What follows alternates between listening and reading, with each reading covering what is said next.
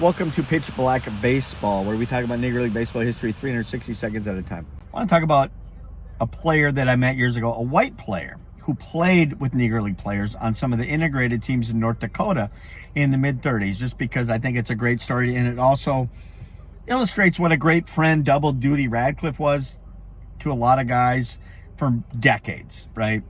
If you haven't watched any of my other videos, years ago when I got interested in the Negro Leagues, I interviewed double Duty Radcliffe a few times over the phone, and then he and I decided to maybe write his life story, right? And so I volunteered to come to Chicago where he lived. I lived in Minneapolis and still do.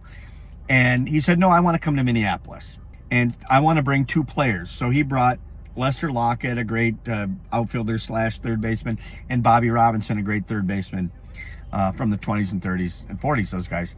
And they had known at that time double duty Bobby had known double duty for 60 some years and Lester for like 40 some years.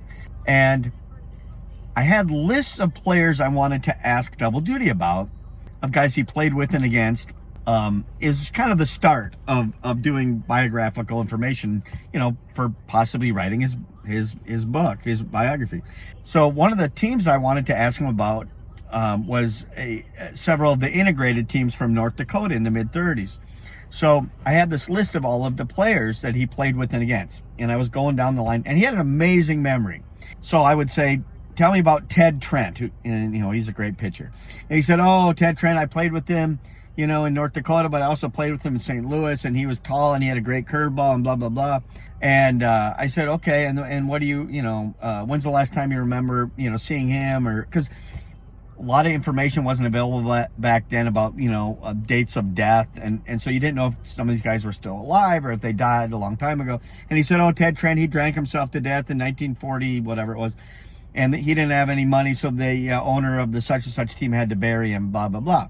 And I'm going down the list, whatever. And Moose Johnson, he was a great white player, and he was left-handed hitter and 6'1", 200 pounds, and blah, blah, blah, blah, blah.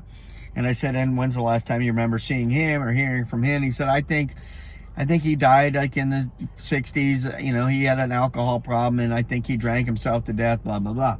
And then I said, Joe Desiderato. He was a third baseman, Italian third baseman on these integrated North Dakota teams.